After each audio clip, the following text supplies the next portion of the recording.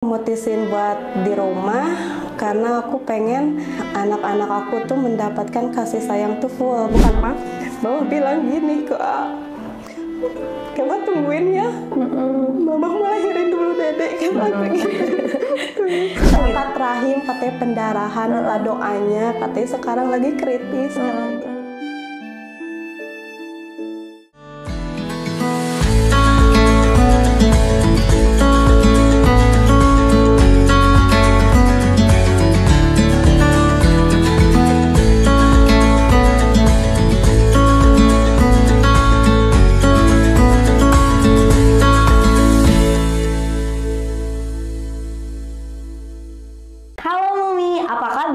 Selamat datang di Mommy Hasil Talk, cerita para mommy. Hari ini kita kedatangan tamu, seorang teman, seorang bu bidan, dan juga seorang ibu dengan dua anak yang masih lucu-lucu. Anaknya dibawa loh ke sini. Oke. Mommy Desi rela meninggalkan atau menunda karirnya atau impiannya demi menjaga sang buah hati.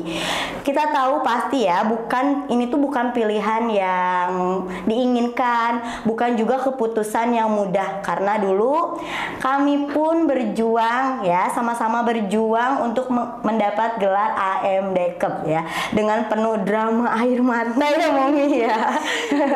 Oke, assalamualaikum Bidan Desi. Waalaikumsalam. Apa kabar? Baik, alhamdulillah. Terima kasih loh udah ngundang aku ke sini. Iya. Bagaimana perasaannya hari ini Mommy? Alhamdulillah jauh lebih baik. Jauh lebih baik, Masya Allah ya. Mommy silakan boleh perkenalan dulu nih sama teman-teman di rumah. Oke, perkenalkan nama saya Desi Delista Sugiyarti. Pekerjaan saya sebagai ibu rumah tangga saat ini full di rumah, dan saya seorang istri dan kedua dari anak-anak aku. Oke nih, kita di sini sekarang akan bercerita-cerita nih, berhubung ini teman lama ya, lulusan 2016, kita dulu kuliah dan baru ketemu lagi di Bandung. Ya udah aku ajak aja, ayo kita kesini ke Mommy Asi main, kata aku. Untungnya beliau mau ya. Oke. Nih, kita tanya-tanya dulu nih ya Mommy ya. Aku bilangnya Mommy atau Bu Bidan nih? Mami aja deh. Oh, Mommy aja deh. Iya, Mami aja. Apa yang memutuskan Mommy Desi meninggalkan pekerjaan sebagai Bu Bidan? Coba. Kalau memutuskan pekerjaan full sebagai bidan enggak sih, soalnya kan teorinya masih dipakai di rumah, benar gitu kan. sekali. Cuman prakteknya nggak dipraktekin di rumah sakit mungkin gitu kan. Jadi memutusin buat di rumah karena aku pengen anak-anak aku tuh mendapatkan kasih sayang tuh full. Bukan berarti yang ibu karir di luar nggak mendapatkan, anak-anaknya nggak mendapatkan kasih sayang full gitu kan ya. Cuman aku pengen lihat anakku semuanya tumbuh dan berkembang dengan melihat dengan cara aku sendiri gitu, dengan melihat dengan mata aku, kepala aku sendiri gitu kan. Sekali ya. Jadi bukan berarti memutusin buat ini, cuman ini menunda dulu ya. Sebenarnya ini menunda dulu. Rencananya sebenarnya setelah melahirkan aku pengen terjun lagi ke dunia kesehatan gitu, karir lagi gitu. Di luar dari itu juga udah dikasih izin suami, dikasih ada izin dari keluarga gitu kan. Cuman ya karena takdir Allah, siapa yang tahu, jadi kita menunda lagi. Kan. Kenapa tuh sampai ditunda lagi? Kan kalau udah melahirkan katanya mau karir lagi nih. Berarti kan ada kendala nih. Kenapa harus ditunda? Tundanya karena mungkin aku lebih kemarin kan melahirkan anak yang bungsu ini ya lebih ke perjuangannya gitu kan. Perjuangannya tuh luar biasa gitu kan. Sampai aku trauma, sampai aku nggak bisa stres gitu kan, sampai aku postpartum depression gitu kan. Jadi aku kalau misalkan memutuskan kerja lagi sebagai bidan di bidang prakteknya, aku kayaknya belum siap gitu kan. Dan itu gimana, coba ceritain gimana itu kejadiannya kalau boleh tahu, sampai depresi gitu. Ya. Awalnya tuh kan mau lahirin tuh Anak berapa? Bentar, anaknya berapa sekarang? Anaknya 2. 2 ya. Ini melahirkan yang keberapa? Kehamilan ketiga, cuman melahirkan yang kedua. Oh ya, berarti yang pertama sempat keguguran. Iya, yang pertama keguguran gitu kan. Nah awalnya kan sudah berpikir selalu positif kataku gitu kan, ingin melahirkan secara normal gitu kan. Ini cerita anak ketiga. Yang ketiga berarti yang sampai di present kan gitu kan. Saya juga nggak nyangka bisa sampai ke tahap postpartum depression itu gitu kan. Karena ilmunya kita tahu ya, kalau sebagian ilmunya ada dulu kan kita dapat ilmu itu ya. Ya terus sampai mikir kok aku ada di sini ya sekarang tahap ini gitu kan. Nah gitu awalnya kan pengen lahiran normal, udah ke klinik, udah pembukaan 4. Oh iya. Tiba-tiba pas pemeriksaan CTG ya kalau nggak salah, CTG ya buat jantung itu kan. Kata dokternya ini bayinya distres katanya, harus segera dikeluarin katanya gitu. Dirujuk ke rumah sakit nggak bisa katanya, soalnya ini takutnya nggak ada penanganan buat bayinya katanya kalau distres kata itu. Udah aku teh dirujuk lagi ke rumah sakit B, di mana rumah sakit B itu pertama kali aku melahirkan AA-nya. Kakaknya pernah di sana. Kakaknya di sana dengan rumah sakit yang sama, kejadiannya mungkin yang berbeda. Cuman kayak takut gitu kan, trauma ya kan di situ, kok balik lagi ke rumah sakit ini, kok harus di rumah sakit ini lagi aku ditindak gitu kan. Sampai suami aku nguatin aku ke situ ke rumah sakit cuman berdua sama suami aku. Iya. Karena orang tua jauh. Orang tua jauh di Kalimantan. Kan orang tua di Kalimantan, sementara mertua aku baru pos SC juga. Itu kejadiannya waktu miom. Jadi harus diangkat kan rahimnya. Jadi selang 3 bulan ke aku ya itu lahiran akunya gitu kan. Jadi selang 3 bulan mama operasi aku lahiran gitu. Jadi aku nggak bisa nuntut mama buat hadir di sini kan gitu. Jadi aku sama suami nguatin diri kan berdua gitu kan, nguatin diri, ya Allah ini harus lancar gitu kan persalinannya. Aku jauh dari mama, jauh dari orang tua gitu kan. Yang penguat aku untuk saat ini tuh suami Masya gitu Allah, kan. ya, cuman berdua. Sementara yang paling sedihnya itu kan harus ninggalin anak. Harus ninggalin anak. Usia berapa tahun itu pasti kecil? Keva kan pas ulang tahun dia itu kan tanggal 16. Aku masih sempat ngerayain kan. Itu lagi hamil berarti? Lagi hamil, berarti tanggal 16 Maret malam aku mulai kontraksi gitu kan. Yang paling sedihnya itu kan ninggalin anak gitu kan di rumah. Emang ada omnya, cuman kayak gak tega gitu. Dijagain om saat itu. Dijagain sama om gitu kan, cuman berdua di rumah. Mama bilang gini ke kamu tungguin ya, mama mau lahirin dulu dedek kan aku gitu. Sama dijagain om gitu. Saat itu usia berapa tahun Keva? Pas 3 tahun. Pas 3 tahun. Pas usia 3 tahun. Udah agak sedikit ngerti kali ya, ditinggalin mamanya. Mama mau ke rumah sakit dulu kata mama gitu. Aduh. Nggak apa-apa kok, senyamannya aja. Mama mau ngelahirin dede, kata aku tuh mama udah mulus. Iya mah, nungguin di sini ya sama Om Isan katanya gitu. Nama omnya tuh Isan. Om Isan makasih udah nungguin dede. Nah di situ aku dirujuk, di dalam pindah gitu ya, dipindahin gitu, dirujuk. Di dalam ambulan itu cuman aku mungkin sama suami berdua. Sama bidan 2 pendamping kan. Nyampe ke sana isi astagfirullahaladzim. Pokoknya sampai di rumah sakit langsung ditanya-tanya gitu kan, ditanya-tanya. Katanya depresinya kenapa sih dedeknya? Stres kenapa dedeknya? Stresnya mungkin karena akunya capek kan, di rumah kan gak ada yang ngebantuin kan. Capek udah gitu, mungkin aku telat makan juga, soalnya kata dokternya kan ditanya terakhir makan berat kapan, katanya gitu. Terakhir makan berat itu jam 2 siang kata aku tuh gitu. Kalau kesininya sih ngemil kata aku tuh gitu kan ya. hamil kataku tuh. Harus makan dulu katanya gitu, kata dokternya. Udah makan dulu, masih pemeriksaan kedua masih distres, udah langsung rujuk aja katanya gitu, kata dokternya.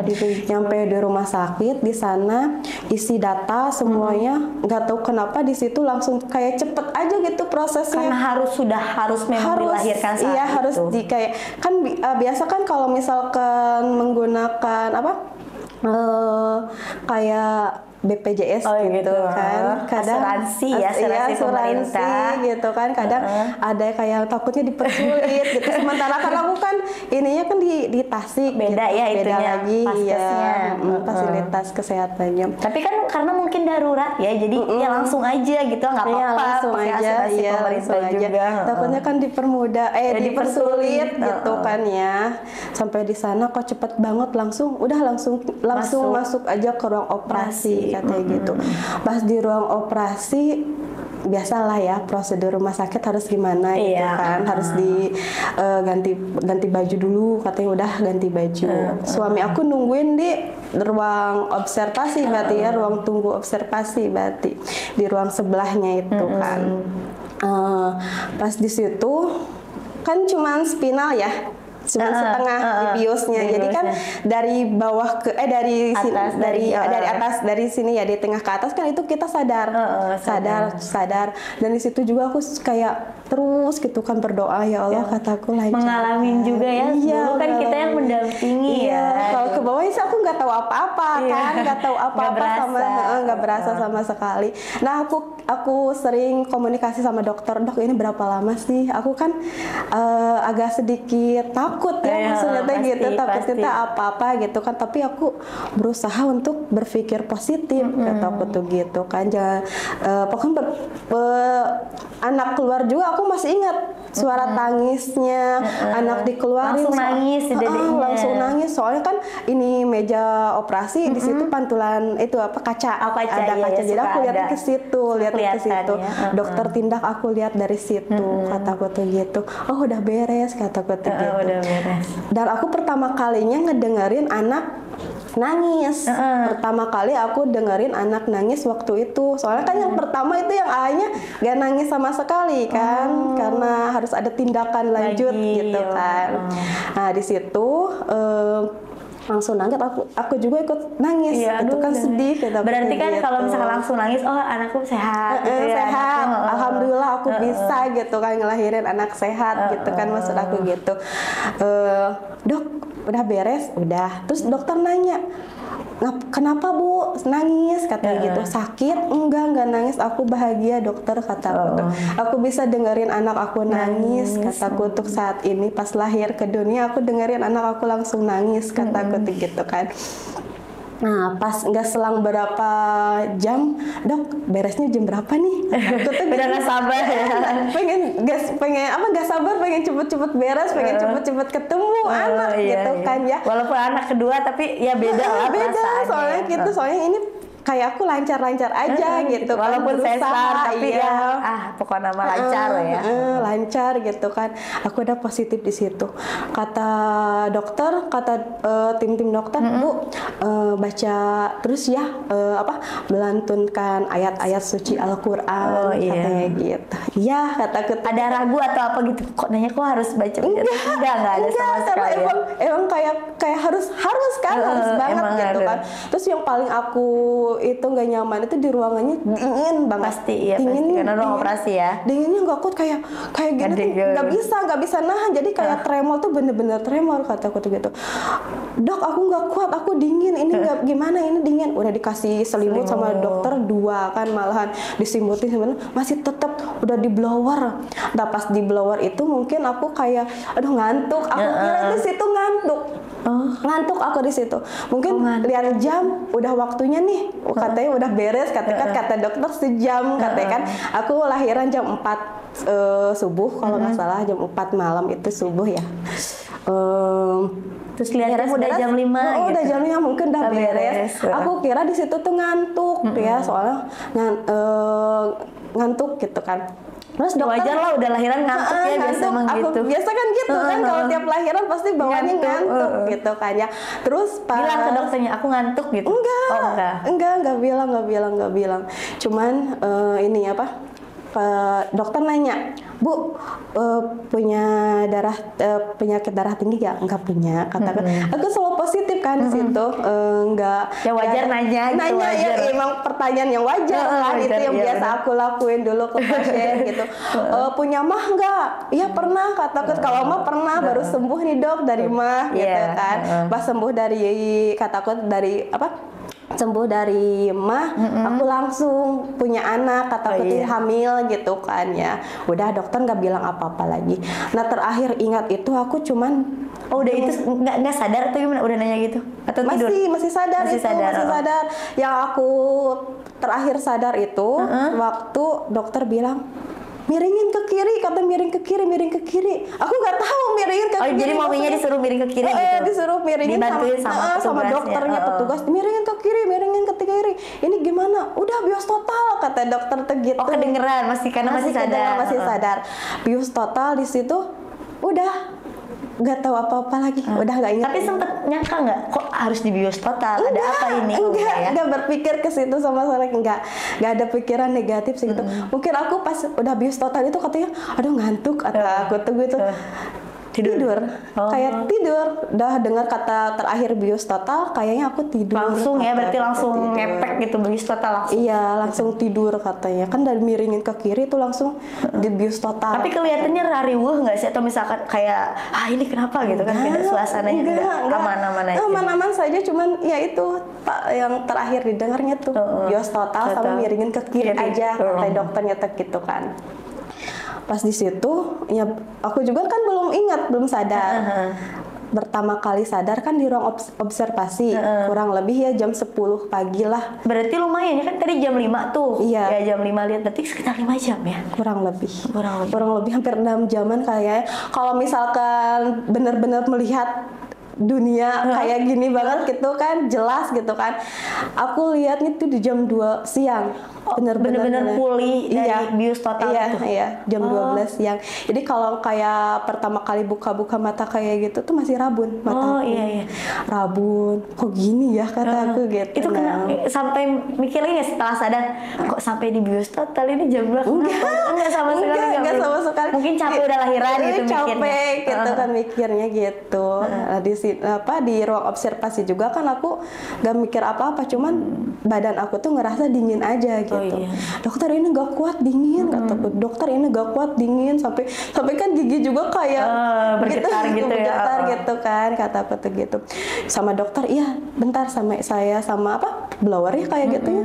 Kalau di rumah sakit lupa lagi aku namanya tuh, di kayak blower gitu, kayak penghangat tubuh gitu kan, biar gak dingin katanya. Udah agak mendingan, anget tubuh stabil. Gimana katanya? Udah mendingan, udah dok, udah nggak mau lagi pakai itu, udah enakan badan aku, kataku gitu. Itu setelah sadar dari bios total ya? Tapi belum sadar banget kalau di ruang observasi. Aku full sadar itu di ruang HCU. Dimasukin ke ruang HCU. Nah, ini ada apa nih sebenarnya? Jadi kasusnya tuh kan harus sampai di bios total. Biasanya kalau udah sesar itu nggak mesti di bios total ya. Udah sesar, udah dirapikan, udah dijahit ulang, langsung dimasukkan ke ruang observasi. Nah ini ada bios total. Terus ini ada apa nih? Coba kita dengarkan lagi nih cerita Mama Ida. Aku sampai merinding. Udah sampai udah sadar ya. Udah kata dokternya dipindahin dulu ke ruang HCU. Katanya gitu.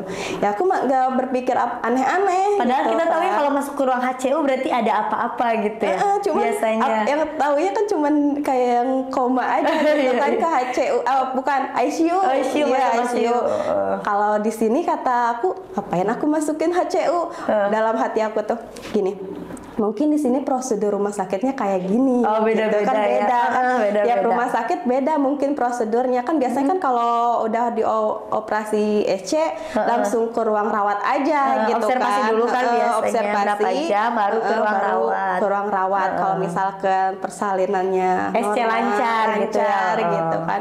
Ya aku nggak ada berpikiran yang aneh-aneh, ngapain aku dimasukin ke sini. Mungkin prosedur rumah sakit di sini ya harus lewat tahapan ini dulu, kata aku. Ya udah jalanin sekali aja ikutin, nggak banyak tanya di gitu situ, ya. Pas dipindahin nih aku sama tim perawat dari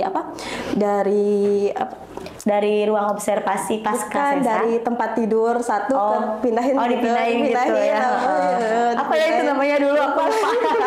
Udah lama tuh nggak bergelut di bidang itu. Pindahin ke tempat tidur yang baru kan buat di ruangan HCU kata gitu. Pertama kali aku dengar suami aku gini, Neng katanya, inget gak ini suara A? Iya inget kataku tuh gitu. Belum sadar total kan di situ masih berem gitu kan. Tapi suara udah jelas gitu.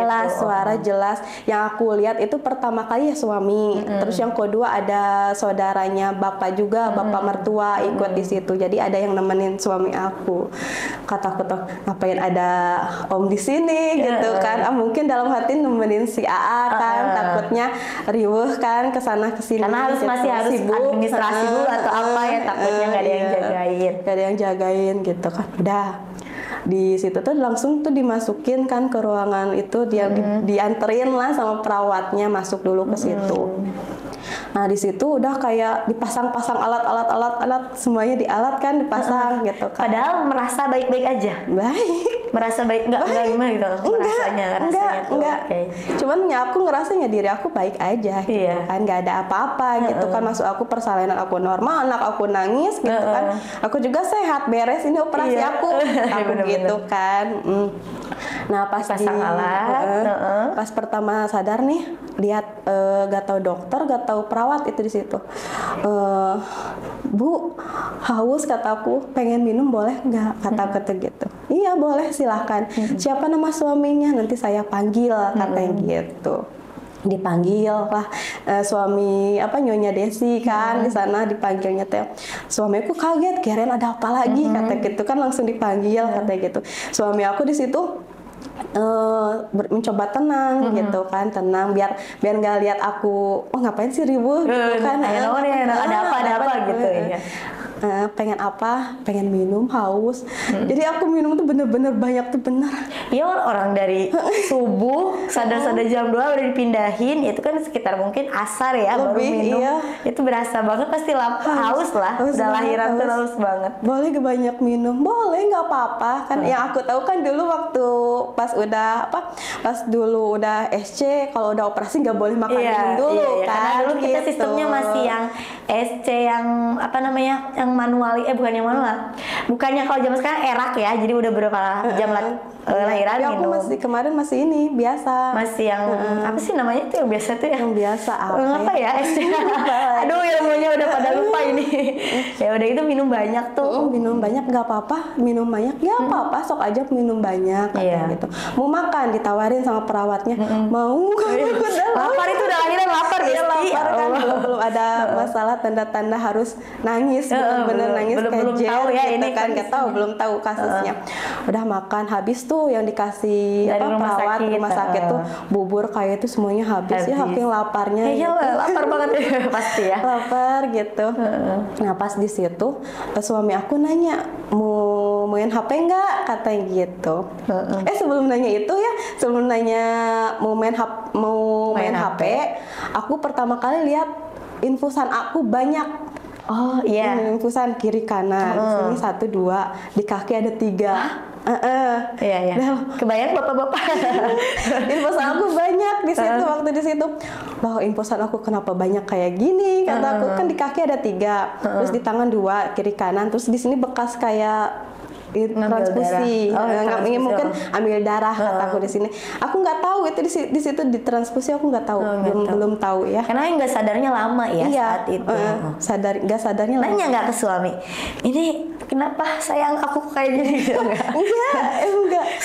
Saking positifnya. Tapi kan harusnya tahu ya maksudnya. Ini banyak kenapa kan? Iya harusnya. Tapi nggak mikir kita kesana. Langsung. Terus suami aku nanya, pegel nggak? Iya pegel. Terus aku lihat ini, lihat bekas jahitan nih, lihat bekas jahitan. Oh ini jahitannya kayak mamah ya, kata aku gitu. Mamah itu bentuknya bukan yang ke bawah itu vertikal ya, vertikal. Aku kira tuh yang horizontal itu yang yang bikini gitu, yang pas banget gitu, di bawah kan gitu kan. Gitu ya. Aku kira kayak gitu, kata aku tuh gitu. Terus suami aku bilang nggak apa-apa, katanya gitu. Lihat teman-teman AA yang pernah kayak gini, lihat saudara yang pernah kayak gini, katanya mereka sehat. Aku nggak berpikir ke harus apa udah diangkat rahim aku, enggak. Oh itu aku diangkat rahimnya. Aku berpikirnya tuh posisi ya kan suka beda-beda emang suka ada posisi apa itu. Posisi SC-nya gitu. Oh iya udah berarti sama kayak mamah ini mah gitu kan. Kayak mamah mertua kemarin kan ke bawah. Vertikal ya ke bawah gitu kan. Aku kan pengennya ke nyamping gitu kan biar bagus maksud aku tuh kelihatannya biar bagus gitu kan. Tapi ya udahlah nggak apa-apa gitu kan. Terus suami bilang mau main HP enggak? Katanya gitu. Enggak ah, masih pusing, emang masih capek banget, tapi penasaran soalnya takutnya ada saudara atau ada apa-apa gitu.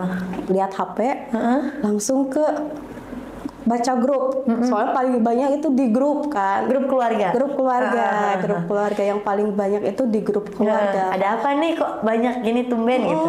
Tapi di grup keluarga suami itu udah dihapus semua sama suami. Cuman suami aku mungkin lupa nggak ngehapus grup keluarga aku dari aku gitu kan. Di situ langsung lihat minta doanya ya. Neng pendarahan katanya harus diangkat rahim. Aduh aku sabar ini. Di situ langsung ya Allah ini kenapa maksud ini aku gitu ini yang harus diangkat gitu. Rahim katanya pendarahan minta doanya katanya sekarang lagi kritis katanya gitu. Ditransfusi aja kan kemarin habis 4 labu. Gak kebayangkan darah lebih dari 1,5 liter terbuang gitu kan. Oh berarti itu kejadiannya ketika pas lahiran terus langsung harus bius total kali ya? Iya. Jadi udah beres kayaknya udah beres lahiran itu kayak jahitan aku dibuka lagi deh kayaknya. Tapi nggak ada yang horizontal gitu nggak ada. Oh memang udah posisi dari awal kayak gitu mungkin udah dijahit kayak mungkin gitu. Aku kan nggak tahu kan aku pikir kan cepet beres gitu kan. Udah mau beres nih aku tidur aku bobo ngantuk kata aku tuh capek gitu kan. Pas tahu dari grup keluarga, udah aku di situ nggak pegang-pegang HP lagi, nggak mau. Masih mikir kok diangkat gitu atau masih tanya-tanya gitu? Iya kenapa kan di situ udah jelas. Di situ pendarahan katanya harus diangkat rahimnya katanya gitu, minta doanya ya katanya gitu. Sekarang lagi ditransfusi kritis katanya. Gitu. Jadi sampai saat ini kalau baca grup itu kayak yang takut, masih takut, masih takut aja gitu. Takut ada informasi yang aneh-aneh. Hampir 1 tahun lebih kan nggak buka grup. Dimana buka aja nggak pernah baca gitu. Yang penting buka gitu kan, nggak pernah baca di situ. Jadi kalau ada apa-apa suami aku yang bilang. Nah di situ pas tahu aku diangkat rahim dari grup keluarga, suami aku bilang gini, nggak apa-apa, yang penting sehat. Lihat ini sekarang juga sehat katanya gitu kan. Terus suami bilang gini, Alma lebih baik gak punya anak daripada harus kehilangan Neng katanya gitu. Sampai aku nguatinnya kan di situ kan, sampai nguatinnya di situ. Ya udahlah berarti ya harus kuat nih, aku nggak boleh stres kan di situ, aku nggak boleh stres takutnya aku drop gitu kan. Kalau udah drop kan dari monitor itu kelihatan kan, takutnya lama lagi aku di situ kan. Takutnya kan ada apa lagi kan, apalagi setelah operasi yang sementara kan anak aku di ruang bayi itu harus udah boleh dibawa, udah harus rawat gitu. gabung. Iya rawat gabung. Dengan kondisi infusan yang banyak itu. Enggak, tapi aku minta ke rumah sakitnya gimana gimana baiknya katanya gitu. Soalnya kan di sini nggak ada siapa-siapa, anaknya juga nggak ada yang ngerawat katanya gitu. Mamanya kan masih di HCU kan dulu gitu. Terus kan kita juga masih dapat kabar itu nggak bisa ngapa-ngapain saking masih aku dengernya ya jujur aku dengernya aja udah kayak apalagi yang ngalamin gitu ya Allah. Kayak jompo Aku sudah emang nggak bisa ngapa-ngapain itu habis operasi itu aku Ya kayak pasti habis operasi untuk berdiri aja kayaknya udah susah kayak waktu itu kan. Tapi gimana sih penerimaannya, bisa nerima gitu kalau sekarang aku udah nggak punya rahim gitu? Prosesnya mungkin panjang, butuh waktu buat menerima kayaknya. Pasti. Soalnya kan mungkin aku sampai ngalamin baby blues, sampai depression itu mungkin kayak pikirnya tuh takut kebanyakan kayak gimana nih ke depannya, kata aku tuh gitu. Aku takutnya nggak bisa jadi ibu yang baik, nggak bisa jadi istri yang baik, kata aku tuh gitu kan. Kenapa sampai berpikir seperti itu? Ya karena takut. Jadi kayak alami aja gitu. Pikirannya tuh kayak ada perasaan itu. Perasaan itunya kayak ngalir aja kayak cemas aku jadi besar gitu kan. Biasanya aku kayak biasa-biasa aja kan. Waktu anak pertama masih biasa gitu, masih bisa ngontrol masih gitu. Bisa ngontrol, tapi kenapa waktu yang ini kok gini, kayak cemas berlebihan itu, cemas banget ya, cemas, takut, gelisah kan. Aku alamin semua waktu itu. Sampai yang aku takutin itu nggak bisa jadi ibu yang baik kan, takut nggak bisa jadi istri yang baik, terus takut tuntutan. Nah, banyak tuntutan nih, yang paling takutin itu tuntutan dari suami gitu kan. Takut suami tiba-tiba harus nuntut kan, pengen punya anak cewek nih gitu kan, karena saat ini keduanya laki-laki ya. Kalau ada semuanya, tiga-tiganya ada cowok semua. Kalau ada ya.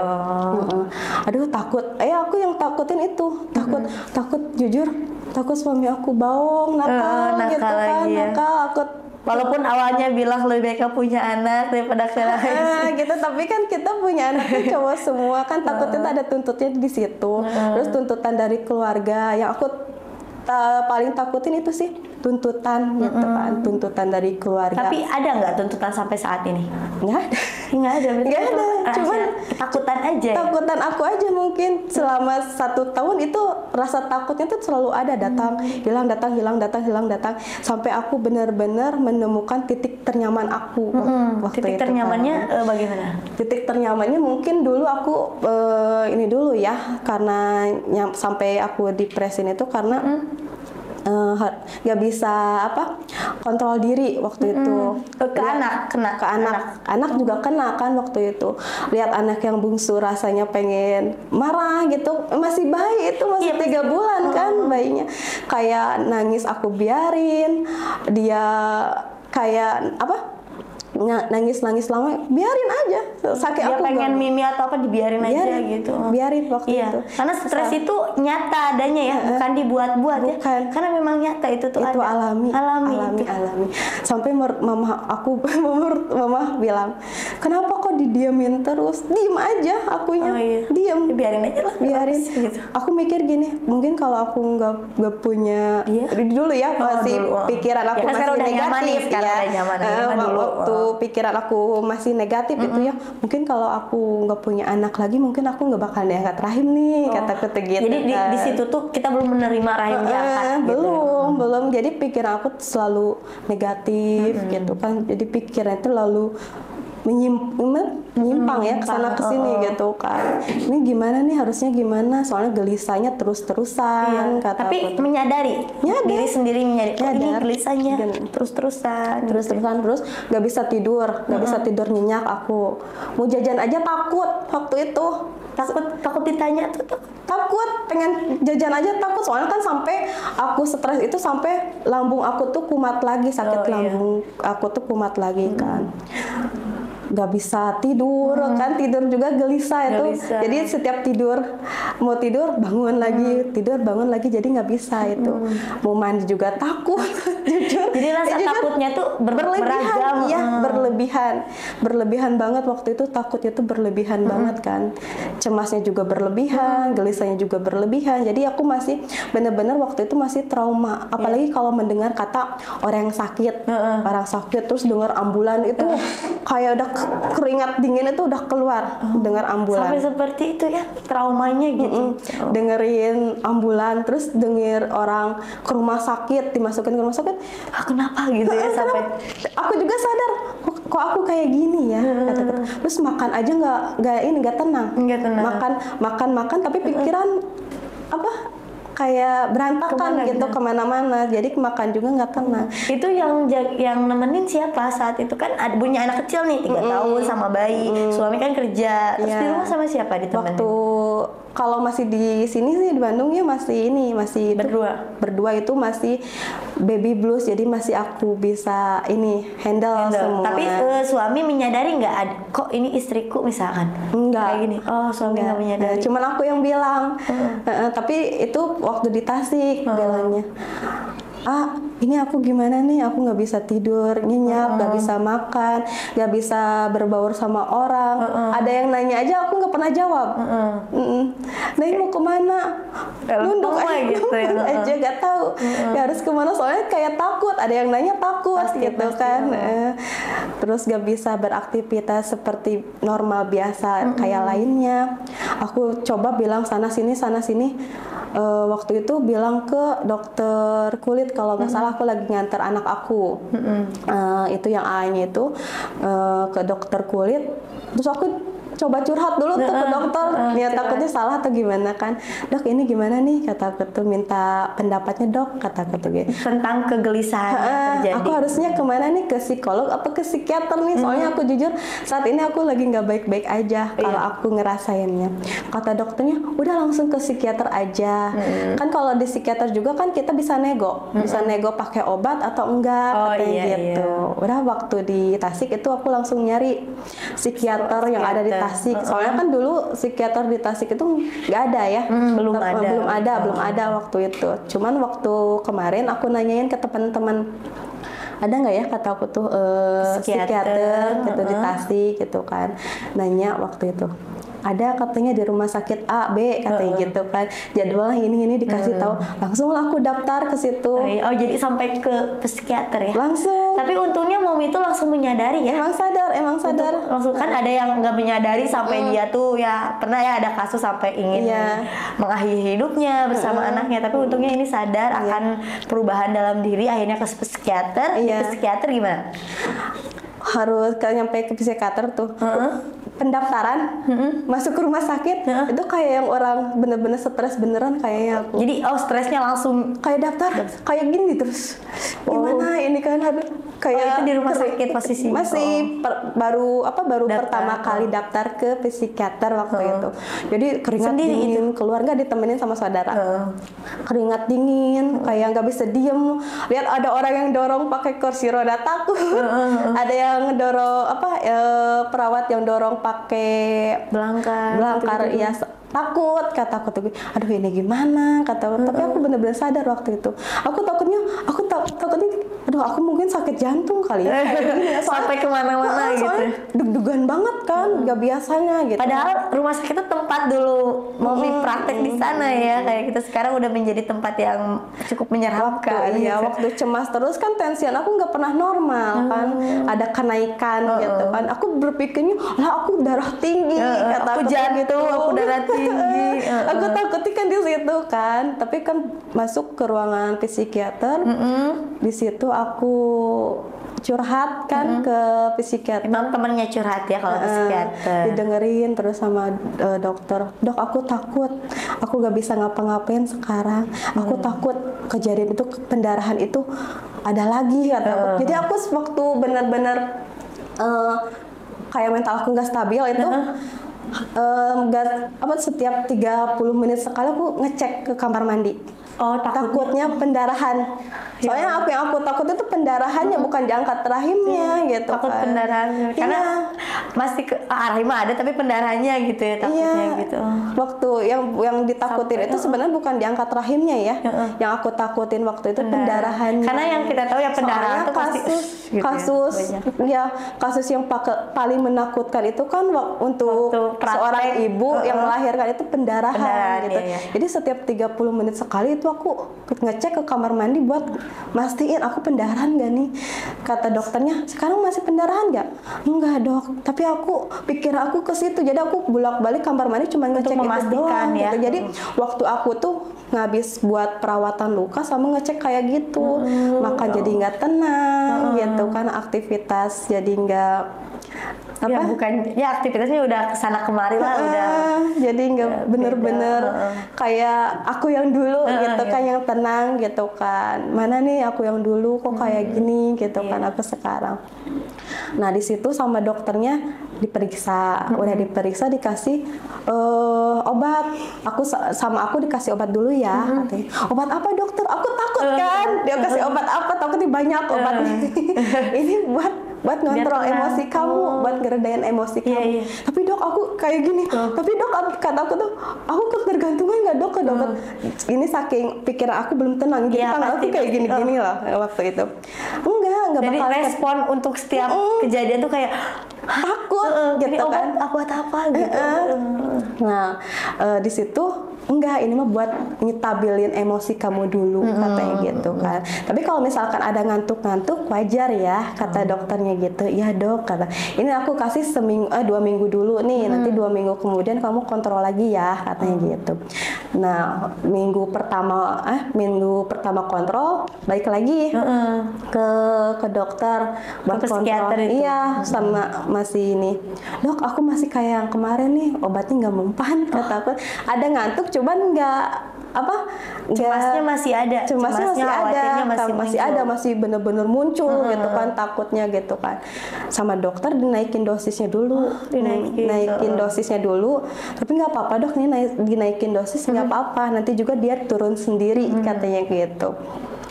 Kontrol kedua ke rumah sakit, dok ini kenapa sih aku tiap masuk rumah sakit kayaknya takut gitu, masih takut, masih kayak kejadian kemarin kata aku tuh gitu. Waktu di situ dokter nyaranin, ya udah kamu kontrolnya ke klinik aja, ke rumah katanya, nggak usah kesini, nggak usah balik lagi ke rumah sakit katanya gitu. Kata dokter. Dokternya udah paham sekali sepertinya ya dengan kondisi yang saat ini dialami pasiennya. Gitu.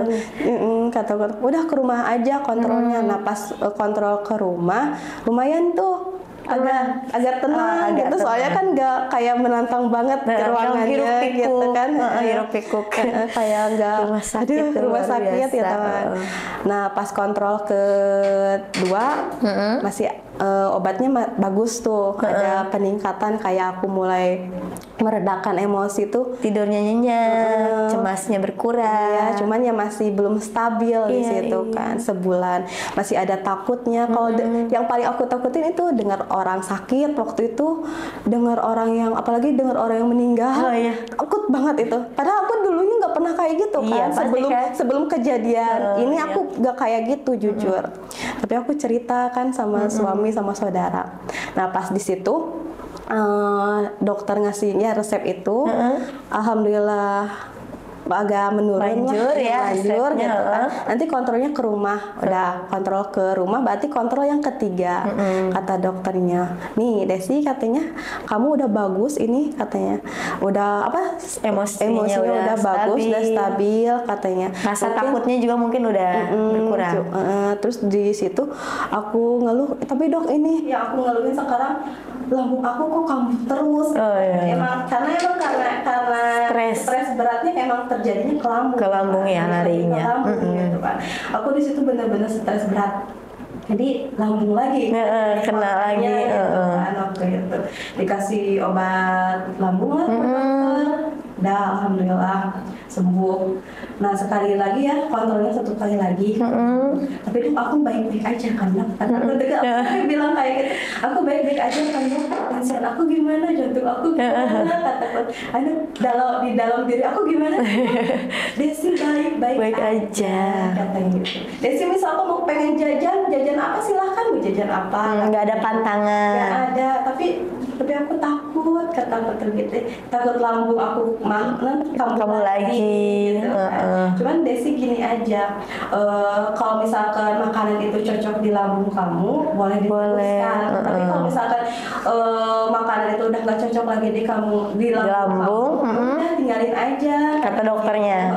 Kalau misalkan Desi sakit lambung, udah minum obat lambung aja, jangan mikirin kemana-mana aneh-aneh gitu. Tapi kan waktu itu emang kayak kondisinya ya, kondisinya memang jadi nggak kayak kayak jadi overthinking aku tuh kemana-mana. Iya, bercabang banget. Ditambah kan udah lahiran, emang kalau udah melahirkan tuh stres tuh pasti ada ya. Ditambah dapat kabar yang tiba-tiba gitu kan, yang tiba-tiba mengejutkan, ya udah kemana-mana kita belum stabil. Terus itu si kecil, si bungsu saat perawatan itu, pengobatan, si bungsu dengan siapa? Sama neneknya dikasih. Jadi kita tuh sama-sama sebenarnya sama-sama pasien. Yang nenek diangkat Mio sama-sama gitu. diangkat rahim kita tuh sebenarnya kan. Oh nenek, yang mertua itu juga sama ya. Orang tua aku udah pulang lagi ke Kalimantan jauh. Sebentar di sininya gitu. Oh, tapi kalau nenek mertua itu nguatin nggak sih? Kan mertua juga diangkat ya. Nguatin. Gimana sih? Ya aku ngobrol takut gitu. Takut si suami pulangin aku ke rumah gara-gara gitu. nggak punya rahim. Banyak tuntutan itu yang aku takutin, tuntutan sih sebenarnya. Lebih ke tuntutan pengen punya anak perempuan. Jadi takut gitu. Terus pas balik lagi ke dokternya, pas di sini sekarang bersyukurnya gini. Dokter mana itu? Dokter psikiater. Dokter psikiater. Jadi sekarang bersyukurnya gini. Desi lihatnya hari ini aja, lihat anak-anak hari ini, jangan kemarin atau besok katanya gitu. Lihat orang yang gak ada yang seberuntung kamu katanya gitu kan. Sekarang kamu udah punya anak 2 lucu-lucu, tinggal baiknya mengurus mereka katanya gitu. Gak usah ingat-ingat yang udah katanya gitu. Tapi di situ belum bisa nerima sih, soalnya masih baru ya? Iya, masih 3 bulan 4 bulan pas masih baru kan. Terus nanya lagi ke dokter, dok ini kurang lebih berapa lama ya kalau misalkan depresi kayak gini katanya gitu. Kurang lebih karena 6 bulanan, soalnya aku bukan depresi tipe berat pengen ngebunuh gitu. Kan kayak masih tanda-tanda tapi udah menyadari bahwa tubuh kita tuh udah nggak baik-baik aja. Itu masih tanda-tanda sebenarnya, masih tanda-tanda, bukan sampai benar-benar kayak pengen ngebunuh atau apa gitu kan. Itu masih tanda-tanda yang aku alami saat ini kataku gitu. Berarti kalau misalkan baru tanda-tanda gitu, sebenarnya tubuh kita udah ngerespon ya, udah tahu gitu ya ini perubahan. Berarti kalau yang misalkan udah pengen mengakhiri hidup, berarti dia awalnya tahu, cuma dia tidak menanggulangi ya. Iya. Ya karena kalau kayak sampai membunuh kayak gitu kayak kurang dukungan deh. Iya, dukungan support dari keluarga ya. Kalau ini alhamdulillah keluarga sangat dukungan dari siapa-siapa, terutama mungkin suami aku. Luar biasa. Alhamdulillah ya, nggak ada tuntutan yang ditakutin itu tuh nggak ada. Nggak ada, setahun ini nggak ada tuntutan sedikit pun dari suami harus inilah, harus itulah, gitu. Semuanya berjalan ya alhamdulillah. Tapi kan walaupun nggak punya rahim, kita tetap normal kan? Maksudnya aktivitas kita ya tetap biasa gitu kan? Waktu tanda-tanda depresi itu mungkin ya kerjaan kayak campur nggak bisa ngurus suami, ngurus suami nggak bisa, ngurus anak nggak bisa kan selama tapi kalau itu 1 bulan sih, kurang lebih 1 bulan. Soalnya kalau aku mikir kalau gini terus aku nggak bisa nih, aku harus bangkit. Anak, suami kan harus suami harus diurus ya. Dari orang tua kan kasihan juga, kan orang tua kan kemarin post SC juga kan gitu. Tapi masih beruntungnya tuh kondisinya sama ya. Maksudnya di angkat rahim sehingga kita tuh bisa bercerita gitu ya. Oh ada temen, bukan aku aja nih yang mengalami kayak gini. Rahim ceritanya sama ya, angkat rahim cuman prosesnya aja berbeda. Kalau itu mah gara-gara Miom, kalau ini mah kan nggak tahu apa-apa, ujung-ujung ya tiba-tiba rahim gitu kan, tiba-tiba nggak ada rahim nih aku gitu kan. Di situ waktu stres itu tuh awal melahirkan tuh kan stres tuh, sempat stres. Suami sempat ngomong nggak sih, ih kamu kenapa sih rumah berantakan misalkan itu anak? Oh enggak sampai gitu. Ada tuntutan gitu. Alhamdulillah selama nikah nggak pernah dituntut sih. Luar biasa ya. Nggak ada tuntutan. Ini belum setrika baju, belum nyuci baju, belum masakin dong, nggak pernah nyuruh. Jujur suami aku nggak pernah nyuruh aku. Oh ya Allah, luar biasa ya. Nggak pernah nyuruh kayak masakin dong kata gitu. Siapin dong ini dong ini. Cuman dia nanya makan apa ya hari ini. Gitu. Jadi aku tiba-tiba pengen makan. Iya jadi nanti aku masak ini nih, ini mau nggak? Iya. udah mau boleh. Kalau lagi depresi gitu dulu ya, waktu dulu lagi depresi itu bisa masak? Enggak. Boro-boro ya. Boro-boro pengen masak, lihat pisau aja aku takut. Cerita gini, pernah kan aku tuh saking pengen ngalihin situasi aku yang stres, yang lagi kayak cemas aku tinggi, aku kan pergi ke salon itu sebenarnya pengen ngalihin aja. Iya, refreshing lah gitu ya, me time seorang ibu. Pengen dicat rambut, aku pengen potong rambut, pengen kayak buang sial aku waktu itu kan. Udah tuh di depan cermin biasa gitu kan. Pas dicuci si rambutnya tuh kayak astagfirullahaladzim kayak gitu kan. Datang lagi traumanya, tremornya, cemasnya. Kayak ini kan kayak kucuran air itu kayak darah ngalir kan, ketika astagfirullahaladzim, aku bilang sampai pegang gini kan ke tempat duduknya itu. Astagfirullahaladzim, aku kayaknya dioperasi lagi nih gitu pikir gitu. Karena pendarahan kok kayak gini terus gitu kan. Ya Allah. Sekarang berarti udah berapa tahun nih dari kejadian pengangkatan rahim hingga sekarang berada di sini? 17 bulan, berarti satu tahun 5 bulan. 1 tahun 5 bulan. Itu sekarang kayaknya udah lebih rileks ya? Udah bisa cerita? Sudah. Suka ada yang nanya nggak sih? Apa? Nanya apa? Ya nanya tentang kejadian waktu itu. Ada sih, cuman ya sebatas sharing aja. Sebatas sharing ya. Ya sampai aku dulu dibawa diajak sama papa mertua aku, ayo ke Ustadz gitu kan. Takutnya aku keserupan. Saking udah terlihat beda gitu ya. Beda banget, kayak suka bengong, ada yang nanya nggak jawab, pengen makan kayak dikejar-kejar apa gitu kan, kayak nggak tenang aja. Sampai Ustadz bilang di Neng nggak ada apa-apanya katanya gitu. Untungnya Ustadznya bilang nggak ada apa-apa. Ini kalau Ustadznya bilang ini ada genderuwo nih, bisa diruqyah nih. Bisa ngeliat katanya gitu kan. Tapi aku kan nggak tahu kan. Yang penting aku pengen sembuh aja deh waktu itu kan. Biasanya kalau ada apa-apa kan di kita pasti di ruqyah. Iya pasti gitu. Tapi untungnya nggak ada. Di Neng nggak ada apa-apanya, ini mah depresi katanya gitu. Untung jadi Ustadznya tuh ya masih ada medisnya lah ya, nggak langsung, nggak harus sakral banget gitu ya. Kata Ustadznya tuh bilang gini, Neng tuh harus bersyukur dikasih 2 katanya. Lihat ada orang yang diangkat rahim belum nikah, belum punya anak, kayak gitu. Itu aja katanya saudara bapak katanya anaknya baru 1 harus diangkat rahim. Nah itu harus lebih bersyukur katanya gitu. Balik lagi ke harus bersyukur. Lebih harus banyak bersyukur. Kata Pak Ustadz, bisa ngaji ya? Bisa. Udah katanya tiap hari udah sholat itu ngaji, ayat 2 ayat aja udah katanya nggak apa-apa katanya gitu. Nah disitulah aku dipraktekin. Kayak alhamdulillah di situ kan mulai ya secara medisnya harus ada. Ini non medisnya ya pendekatan kepada sang pencipta juga ya dibantu gitu. Terus ini kan harus ada lah. Ditingkatin. Bener. Sebenarnya nyembuhin aku tuh ya Allah juga. Iya. Gitu. Cuma ikhtiarnya kan lewat mana, jalur mana. Nah sekarang bagaimana sih rasanya menjalani peran sebagai seorang ibu? Alhamdulillah bahagia. Masya Allah. Bahagia, dengan berlikunya kejadian. Walaupun sebenarnya harus perjuangan kayak sibuk sendiri ngurus anak 2 kan, apalagi sekarang anak udah masuk sekolah. Jadi kan mau nggak mau kita handle sendiri. Ayahnya kerja, kita sendiri di rumah. Iya di rumah. Tapi menyenangkan ya. Alhamdulillah. Menyenangkan walaupun sedikit marah ya. Iya pasti. Wajar lah ya marah sedikit sama anak gitu kan. Namanya juga seorang ibu, naluri ibu. Iya. Gitu. Tapi hebat loh. Sekarang udah bisa emosionalnya udah bisa stabil. Sampai udah bisa ngurus anak gitu ya. Alhamdulillah nggak sampai yang gimana ya. Sekarang tinggal berdua sama suami, sama anak berempat berarti. Iya.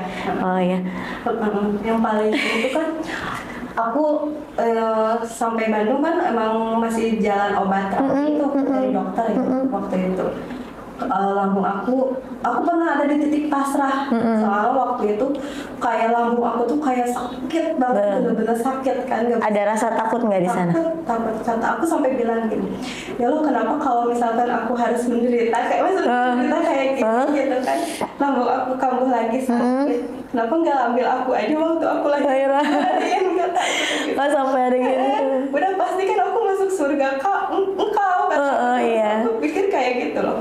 Sampai aku kan muntah terus kan, kalau udah sakit lambung itu muntahnya bener-bener. Berarti kan udah parah ya lambungnya. Sampai aku nyender ke kalau tiap sholat nyender gitu. Saking nggak kuatnya. Saking maksudnya tiap habis sholat tuh ngedoa kan, Allah nggak apa-apa. Kalau buat takdir aku kayak gini tuh nggak apa-apa. Cuma aku pintaku, cuma sehatkan aku untuk saat ini, panjangkan umur aku, kata aku gitu kan ya. Sehatkan aku, panjangkan umur aku, kata aku. Soalnya kalau nggak aku siapa lagi yang ngurus anak-anak gitu. Iya. Tiap aku habis sholat itu kayak nyender kan ke tembok, kan ke dinding, sambil kayak pas pernah kambuh gitu. Karena aku sholat tahajud bener-bener dari awal mulai sholat itu sampai akhir nangis terus kan, saking pengen sembuh gitu kan dari mental, dari penyakit yang ada di dalam diri aku tuh bener-bener pengen sembuh gitu kan, sampai ini di dinding kataku sampai gini kan sakit iya. Lambung memang kalau udah parah gitu. Suaminya mikir gitu, kenapa kalau aku dikasih sakit kayak gini, mungkin emang gak seberapa sakitnya, cuman untuk aku pribadi gitu kan, sambil ngurus anak-anak gitu kan, sendiri di rumah, nggak ada mama, nggak ada, jauh dari mertua, dari orang tua, kita nggak menggunakan ART, semuanya aku yang handle sendiri, aku nggak bisa aktivitas kayak gini, kata anak-anak gimana ini gitu kan, biasa minum obat. Ya lah kalau misalkan diizinin buat sembuh lambung aku, buat sembuh lambung aku minta sembuhkan aku ya Allah. Ya apa-apa takdir aku sekarang aku nyalahin gak apa-apa, kataku begitu. Aku lebih bersyukurnya sekarang aku punya anak-anak aku ini tumbuh dengan baik, panjang umur semuanya. Aku juga udah alhamdulillah kata begitu kan, sampai pernah ngaca ngobrol sama diri sendiri. Dia saking gak kuatnya gitu kan, kayak Mas Bimbel datang kan. Jadi lagi meratapi nasib gitu ya. Ya Allah, kataku tuh pengen sembuh aja, pengen sembuh dari kesehatan mental aku pengen baik-baik lagi dulu, kataku sambil nyender biasanya gitu. Tiba-tiba kayak hilang aja gitu, gitu kan, kayak rasa sakit tuh kayak nggak ada ya gitu kan. Serius aku bener aku serius kayak sih ini gitu kan. Aku yang tadinya sakit kita nyender berdoa ya Allah hilangkan sakit, tiba-tiba Allah ngabulin gitu sembuh. Kayak itu tuh kok baik ya, kata aku tuh Allah baik ya, kata gitu. Tapi emang kayak aku yang ngalamin itu sendiri, aku sambil nyender gitu, sambil berdoa kan tiap habis sholat gitu, terus kayak meratapi hidup, kayak nyender lagi gitu, gitu kan. Setelah hilang kejadian kayak gitu tuh tiap suamiku udah kerja gitu kan, pas hilang kayak gitu rasa sakitnya, ini benar gak sih ya hilang gitu kan. Terus aku coba kan belum bisa, masih takut ya kalau misalkan jajan kayak gitu tuh masih takut. Memang aku tiap berdoa gitu pengen sembuh ya Allah, pengen makan enak lagi, pengen ada tenaga lagi ini aku gitu. Soalnya kan ngurus anak-anak tenaga kan gitu kan, butuh tenaga gitu kan. Pengen makan enak lagi, pengen jajan ini, pengen jajan itu, kata pengen beli ini, pengen beli itu. Gak apa-apa ya Allah, kata kemarin kau kasih musibah kemarin tuh nggak apa-apa, aku sekarang aku menerima gitu. Kayak ikhlas, udah nggak apa-apa. Mungkin kalau dinangisin terus kan nggak bakalan selesai kan kalau dinangisin terus. Nggak apa-apa ya Allah, nggak apa-apa. Sekarang udah bisa jajan? Udah, jajan apa aja sekarang. Udah nggak takut ya? Nggak takut kayak yang dulu kan. Pertama takut makan pedas, takutnya kan makan pedas naik lagi. Asam naik lagi gitu kan. Terus makan santan paling takut aku. Minum makanan Padang aku takut. Karena kan sampai 6 bulan. Nggak sampai makan Iya gitu. sih, nggak nyampe 6 bulan. Cuman dari situ tuh aku coba dikit-dikit, cocok gak nih di lambung, cocok gak nih di lambung. Tapi pas kesini kok nggak ada apa-apa ya, nggak ada kasih apa-apa lagi gitu kan. Berarti Allah udah menyembuhkan nih, bener-bener Allah udah menyembuhkan. Walaupun Allah udah menyembuhin aku saat ini, tapi harus kita jaga. Iya, benar kita sekali. Sembarangan lagi makan-makan, maksudnya boleh lah jajan kayak jajan-jajanan kayak gitu, cuman dibatasi. Iya benar. Saat ini. Kita kan karena kita yang tahu kondisi tubuh sendiri ya. Yang tahu itu kondisi kita ya, diri kita sendiri. Iya gitu, benar. kan. Hikmah apa sih yang Momi dapat petik dari kejadian yang Momi alami? Hikmahnya gitu sekarang lebih apa gitu, lebih ikhlas, lebih gimana? Lebih ini ya, lebih enjoy aja, lebih berserah diri. Iya, lebih berserah diri ke Allah gitu kan. Alhamdulillah jauh lebih baik dari sebelumnya. Menyadari ya itu, disadari. Saat ini menyadari itu. Soalnya yang aku perjuangin yang di depan aja untuk saat ini kayak anak-anak gitu kan. Yang kemarin mah udah biarin gitu ya. Udah. Jadi kita lebih belajar lebih baik lagi. Kita pernah mengalami depresi ya, jadi kita mencoba untuk bangkit. Iya. Apa sih yang menguatkan Momi sehingga bisa sampai di titik ini? Ya diri aku sendiri. Kita harus kuat. Ya, yang bisa itu kita harus kuat. Kita nggak boleh lemah. Walaupun sebenarnya kita tuh lemah, iya. gitu kan? Perempuan itu lemah. Memang lemah gitu. Tapi walaupun kita lemah, kita harus kuat. Kan harus kuatnya lebih sabarnya diperbanyak lagi. Maksud aku tuh lebih berdoanya ke Allah lebih banyak lagi. Gitu, kan. Lihat anak-anak juga ya, anak-anak butuh bimbingan, butuh yang ngurus. Masya Allah sekali ya. Apa sih harapan Momi ke depannya saat ini? Harapannya pengen ngelihat anak-anak tumbuh sehat, berkembang dengan baik aja udah alhamdulillah. Udah itu harapannya. Sekarang udah nggak mikir karir apa-apa lagi, udah nggak. Kalau karir kan kayak berjalan aja gitu. Nanti ketika udah ada waktunya ya pasti. Udah waktunya itu berjalan aja gitu, sambil dijalanin aja gitu. Kalau misalkan karir gitu kan. Sekarang ya anaknya ya berarti yang kecil tuh udah 17 bulan ya. Yang gede udah sekolah ya. Sekolah 4 tahun lebih kan. Ternyata bisa ya melewati itu.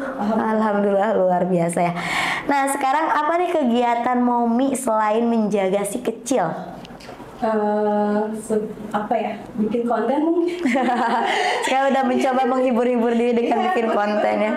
Mungkin bikin konten di TikTok, kan cerita-cerita Instagram kayak gitu. Walaupun ini jarang update, karena kan mungkin ngeditnya aja kan butuh waktu. Udah riuh sama anak-anak kan. Yang penting ini aja deh, kata itu update aja. Kalau nggak salah Momi juga jualan gitu ya? Itu jualan kayak PO-PO-an kan. Jualan jajanan, tapi untuk saat ini belum lagi. Gitu. Karena dulu aku juga sempet PO dianterin langsung ke rumah sama Momi Desi. Luar biasa ya. Nih pesan-pesannya dong untuk para Momi-Momi yang lagi nonton di rumah. Coba. Nih sabar banget nih Momi, luar biasa. Bangkitnya itu luar biasa, masih muda tapi luar biasa. Pesan-pesannya buat para ibu, Momi-Momi di rumah. Seorang ibu, apapun pekerjaannya, mau itu ibu rumah tangga ataupun wanita karir atau pengen dua-duanya, kalian itu ibu-ibu hebat. Soalnya yang dibutuhkan anak itu ibu yang hebat. Ya, nggak mesti yang di rumah. Nggak mesti ibu yang sempurna. Benar. Ibu yang hebat, yang dibutuhkan anak kan waktu. Aduh, aku juga ikut melo. Kalau udah anak, kalau udah anak itu udah, iya benar. Karena perjuangannya kalau yang dibutuhin anak itu sebenarnya waktu kan. Anak ada pengen main, ya ayo main gitu. Ayo main. pengen makan ayo makan gitu. Soalnya aku bener-bener kayak pengen jadi ibu tuh, pengen memberikan kasih sayang ke anak tuh penuh gitu kan. Soalnya aku bukan, maaf ya, aku tuh kayak mungkin orang tua aku bukan aku dilahirkan dari orang tua yang hebat. Ya bukan mungkin, pasti hebat, pasti hebat. Orang tua aku ngelahirin aku hebat gitu. Sampai di titik ini mereka hebat gitu kan. Sampai kapanpun mereka tetap orang tua yang hebat mungkin. Tapi kan karena mungkin waktu dulu lagi kecil gitu berkarir gitu kan, kayak apa tuh, kayak butuh kasih sayang. Oh jadi waktu kecil kita ngerasain mau ini, mama nggak ada, lagi kerja. Nggak kerja, lagi kerja, nggak bisa. Nggak bisa. Nah, soalnya kan mama dulu ibu rumah tangga biasa, kan. Pengen ini. Pengen sesuatu tapi nggak bisa karena mamanya di rumah.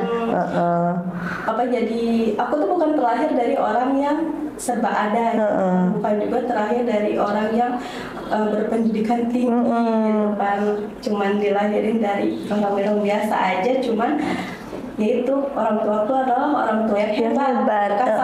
Sampai di titik ini berkat mereka juga bisa sampai di titik ini. Kalau aku tuh yang dibutuhkan dulu tuh mungkin kasih sayang ya, waktu gitu. Waktu sama orang tua, waktu kurang ya kan, pengen curhat kok nggak bisa curhat sama orang tua. Jadi antara orang tua sama anak tuh kayak yang kurang komunikasi gitu kan. Aku nggak mau nerapin itu ke anak-anak aku. Jadi kalau misalkan mereka pengen cerita, ya silahkan cerita. Jadi harus ada pendekat. Jadi maksudnya harus dekat ya, karena biar bisa bercerita. Aku tuh dulu pengen cerita aja kayak susah ngobrol gitu kan. Susah ngobrol, mungkin kayak nggak deket, walaupun ada gitu ya. Walaupun ada kan nggak dekat gitu kan sama orang tua gitu kan. Jadi aku pengen anak-anak aku dekat gitu. Jadi pengen anak-anakku kalau misalkan mereka butuh masukan, aku ada gitu. Kalau mereka butuh pendengar, aku ada gitu kan. Mereka nggak perlu nggak perlu nyari keluar, ya nggak perlu nyari sandaran, nggak perlu nyari kenyamanan keluar rumah ya. Nggak perlu, di rumah aja udah nyaman, ngapain keluar gitu kan. Aku pengen sampai anak-anakku bilang gitu. Wah, luar biasa ya. Aduh, Mami Desi luar biasa sekali, Masya Allah. Mami Desi tuh kesini sambil bawa kedua anaknya. Karena pertama memang tidak yang ngejagain, kedua memang Mami Desi ini belum bisa meninggalkan kedua anaknya walaupun sebentar main kesini. Makasih Mami Desi udah jauh-jauh mampir kesini, luar biasa. Semoga cerita Mami Desi ini bisa menginspirasi mami-mami di rumah. Ingat, jangan menyerah ya, tetap bersyukur apapun keadaannya. Karena di luar sana ternyata banyak sekali yang jauh dari kita, jauh lebih beruntung, jauh kurang beruntung. Tetap kita harus bersyukur. Oke, Mami Desi, ada lagi pesan-pesan untuk Mami di rumah? Udah ya. Cukup sekian ya. Terima kasih semuanya. Wassalamualaikum warahmatullahi wabarakatuh.